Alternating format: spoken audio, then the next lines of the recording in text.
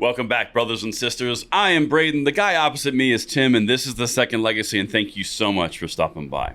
The content that we've got today, you are going to love, because anytime that a presidential candidate on the Democratic side of the aisle completely destroys the gun control myths that they put out, it's going to be a good time, and that's what we've got right now. Everything will be linked in the description box below, and please leave a comment down there, because this is something you're going to want to see, and I want to hear what you guys think. Now, make sure you hit the like button, subscribe to the channel, and turn the notification bell on so you can help the channel grow. We would deeply appreciate it so we can spread freedom across this amazing nation, and thank you for that consideration. The content today is brought to you by LAS Concealment. We're going to say a quick word, and then we're going to hit these clips. And the content today is brought to you by LAS Concealment. And if you're in the market for a holster for your favorite freedom tool, LAS Concealment is worth a look. They have everything that you could imagine, all molded from Kydex to your said freedom tool. Everything is fit directly to that model for a superior comfort and safety. They have inside and outside the waistband options, multiple designs, all sorts of different colors, and they are tested by the world's most elite special forces. Make sure you check it out. There's a link in the description box below, and thank you so much to LAS Concealment for making this content possible. All right, so with LAS Concealment, thank you so much. But Tim, before we get into this, how excited are you for political season to start pretty soon? I mean, I'm chomping at the bit. I'm so excited. Well, it's good for commentary, but it's always nerve-wracking, man, because you never know what's on the other side of an election. Exactly. It's so exciting. It's like you're running up a hill and you're jumping off a cliff and you don't know what's below it. It could be a nice pillow mattress, or it could just be jagged rocks of death. Yeah. You just never know. Yeah. Well, we keep dodging bullets. Hopefully we'll dodge another one. That's right. Well, what we're going to dodge right now is some clips from RFK Jr. Now, this is someone the Democrats are not too fond of because he has a tendency to say things against the narrative and party line, and that is what we're going to show you some clips right now. Now, we're going to hit this in the order that I think is the most important. So, Mr. Producer, if you could hit number one, let's just start off with a sweet one. People in my political party and people like myself say to them that we're going to take your guns away. And it hasn't worked. It has polarized our country more, and it's made people dig in more. And I'm trying to end the polarization in our country. Wait, Tim, did a Democrat presidential candidate just say gun control and taking guns doesn't work and it only polarizes people? Yeah. You know, what's funny is, people are acting like they're all shocked by this. The Gen Zers and the millennials, like, oh my gosh, why would a Democrat say something like that? Well, before you were born, that's the way Democrats used to think. Right? Exactly. Democrats haven't always been these wild Marxist lunatics that we see today. And they haven't always been staunchly anti-gun in D.C. I've often said, rank and file Democrats, the actual voters, a lot of them are pro-gun. I'd say 30-40% of our viewing audience would identify as a Democrat. So they don't all support this radical agenda. Now, a lot of Democrats will say, well, they're Democrats because of their social agendas or because of their financial agendas or whatever. And they kind of turn a blind eye because the guns aren't a top issue for them. Right. So they just kind of turned a blind eye to that plank in the party platform in D.C. And so what he's saying is what Democrats used to say when I was a young man. It's that's just exactly right. Taking a radical turn, and he's not. No, he's old school. That's exactly right. That's exactly right. He's old school. Like when I hear a bunch of these clips going forward, and guys, let us know in the comments if you agree or disagree with this kind of direction. But what this kind of reminds me of is the Reagan Democrat approach. Back when that was a thing with Ronald Reagan, there was a lot of Democrats who voted for Ronald Reagan because the America agenda, because of honestly, his platform was a lot better than the opposite. But I mean, like it kind of smacks of that vibe where any person affiliated with a party could go for that. You know what I'm saying? Like that's kind of the approach he seems to be taking. But it's not just that. We've got some stuff. He goes high level and then goes deep. Check this out. Mr. Producer, could you do number two for me? I am not going to take people's guns away, and I believe in gun control myself. But anybody who tells you that we can end the violence to our children that's going on now by removing people's guns, at the margin that has been left to us by this very expansive Supreme Court decision is not being truthful with you. So, I think just legally, because of the Supreme Court decision, because of the expansive vision, the view that the Supreme Court has taken on the Second Amendment, that it makes it really impossible to actually do anything about it in terms. Now, what do you think about that, sir? It's an admission of defeat. I mean, now he does say something that has historically been a plank in the Democratic Party platform, at least in the 20th century, and that is, I believe in gun control. I don't believe in banning. I don't believe in eliminating the Second Amendment. I just believe in the whole concept of reasonable restrictions. And so that's not shocking to me. Right. But then he goes on to say that, they've been painted into a box by the Supreme Court. And yes, it's a very divisive issue. And I mean, he says some more things that are really, I think, even meatier in other clips that we have. Oh, absolutely. But the thing that I like about this clip, kind of just breaking this down, is he acknowledges the authority of the Supreme Court and their interpretation of the Second Amendment and how it applies to American citizens. That's what I think is so important there, because what you've seen across the board with the Democrats' response to the Bruen decision, they did the same thing with the Heller decision when it was released. They always try to invalidate the Supreme Court. You mentioned on another video that we did recently around them attacking Alito and attacking Clarence Thomas and trying to go after the legitimacy of the Supreme Court. In this clip, he's fully embracing, well, this is the way it is, this is the rules, and we got to deal with it, and it's kind of impossible, and they're lying to you. I'm like, well, that's kind of refreshing. It is. It's pretty powerful. Yeah, 100%. So now, this is where it just starts going off the rails. If you are a full gun controller, be warned, you're about to rage. Mr. Producer, could you hit number 3 for me? Changed in our country that started this, and it's not the guns. Because we've always had the guns. Something else happened, and we need to be looking, and that's the function of NIH. This is the biggest health threat in our country, these shootings.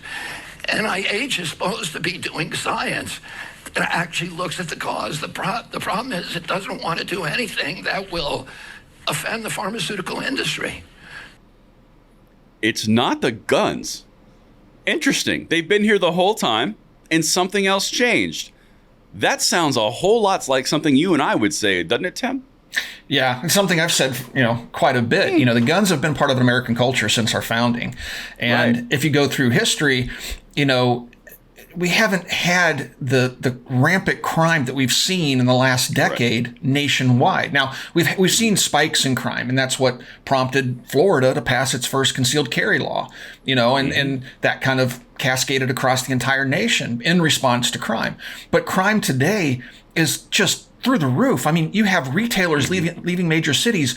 You have retailers boxing up all of their inventory where you have to get a key just to pick up makeup from CVS. It's absolutely crazy how bad things have degraded in our cities. And most of these cities are run by people that would take our guns away. And so it's really interesting. And he also touches on something else that I've seen people in our community talking about, but the mainstream media never picks up on. He kind of hits on it just at the very end of that last video clip. And he says they don't want to offend the NIH, doesn't want to offend the pharmaceutical industry. What is he talking about? Well, the violence in America has ramped up with the use of drugs that are used to control people's emotions. Right? SSRIs. Right. So that's what he's making that correlation between.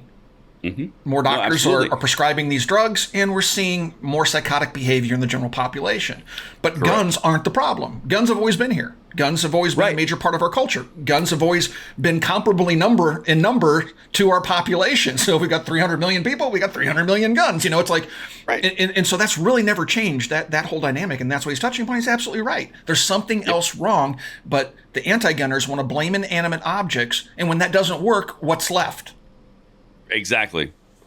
The hearts and minds of the people, the issues, the things that are affecting people outside of the constant. Like if you were to look at this on a scientific approach, you do this every other facet of our lives. Something goes wrong in an entire pipe or an entire system. You look at each individual thing and you say, well, what are the constants? Well, that didn't change, so that couldn't have caused the problem. Well, we introduced this new thing right here, and now all of a sudden we have a problem. It must be that new thing we introduced. In every other facet of life, that's the way we approach things. When it comes to gun control, well, it's clearly the things that have been here the whole time. And, absolutely nothing else, no other factors. And check this out. So, you have the Democrats out there going into the election cycle saying, touting Biden's record. We passed comprehensive gun control, the most comprehensive in the last 30 years. And what has that? Oh, let's do a Joe Biden. And what has that done? Oh, that was a good Joe Biden. If I had a kid here, I'd sniff them. But it's but seriously, let's go, Brandon. They tout their fix Nix and this most comprehensive gun control package in 30 years, and crime is still climbing. What does that mean? But they don't care, because all they have to do is scare the voting base, show pictures of scary guns, and get them to voluntarily surrender their rights. And that's not going to end well. It hasn't throughout history. It never does. No, never does. And that's that. Well said. I'm not even going to muddy the waters. You did that very well. All right. So now we go into number 4, Mr. Producer. But going after people's guns at this point in history, to me, is just going to cause more polarization and make it so that we can't listen to each other anymore, because we get put into these kind of tribal silos which we have to somehow figure out a way to get past. So, my policy is going to be to figure out ways to protect these children. We cannot have any more school shootings. And, one of the things, even if that means protecting schools the same way that we protect airlines. You don't get shootings on airlines anymore. If we have to do that, we have to protect our children. Hardening schools. Yeah. And, this is something that the anti-gunners are staunchly opposed to. Mm-hmm. Just 100%. Just take a look at what Davey Hogg and that Harry Sison moron say on Twitter. Like, well, the solution isn't hardening our schools, really. So what you're saying then is we should take the security away from the president, we should take the security away from federal buildings, we should take the security away from airports, because it doesn't work. Correct. You're idiots. It doesn't work. Yeah, You're 100%. Freaking idiots. Yeah, it is maddening, because you know that the answer is right there, but they will not embrace that answer because it conflicts with the narrative, it conflicts with the corporations, and it conflicts with the money grab that's going on from gun control. And it conflicts with the agenda. And they'll let people die for their agenda. Correct. Because if you stop the catalyst, and again, this is just an example, I'm not assuming anyone's guilt on this, but if you stop the catalyst for your change, then you can no longer use it as the pushing point for your change. So if the problem goes away, you don't need a solution anymore. It's almost like you have a solution ready and you need a problem. And that's where we get into a very sticky portion, because it could easily be solved if you truly wanted to solve the problem by what a sitting presidential candidate said from the Democratic Party around hardening schools the same way we do airlines. It's that simple. And yet they don't, which begs the question, why? Why, Tim? Yeah, and it's been proposed. It's not just him. People in the pro-gun community have been saying for a long time, let's harden the schools. And you got Davey Hogg out there. Well, I had a resource officer and didn't save anything. Well, you had a resource officer who was a coward. Okay. And outside hiding behind a truck. Right. So that was a bad hiring decision. That using that logic then again would say, well, you know what, let's just take the security out of airports because it really doesn't accomplish anything. Because I had a bad one. I had a guy who zipped my luggage wrong. Yeah. It's unbelievable. Now we go to the final cherry on top. This is a like comparison. This is the best 7 minutes of a Democrat talking about gun rights and gun control that I've heard in a long time. So, Mr. Producer, could you hit number 5 for me? There has never been a time in human history when strangers would walk into a room of children and begin shooting people. What happened? We had guns when I was a kid. I went to school where we had a gun club in the school, and kids would come with their rifles to school. And nobody even imagined that somebody would go in that school and start shooting children. There's other countries that have almost as many guns as we do, like Switzerland, that don't have school shootings. So what is going on here? The last school shooting in Switzerland was 21 years ago. We have school shootings every 21 hours. So to fully wrap this up, Tim, and of course the lovely viewers, we've got RFK Jr. saying, Democrat gun control pushes have not worked. They only polarize people. We've got gun control stopping violence by taking guns. They're lying to you. We've got it's not the guns, something else changed. Schools should be hardened like airlines. And a like example like Switzerland doesn't have the same problems we do. How many more gun right proponent content points do you want? I mean, that's exactly what we've been saying, all of these points for months, if not years, Tim. And here's the interesting part in all this.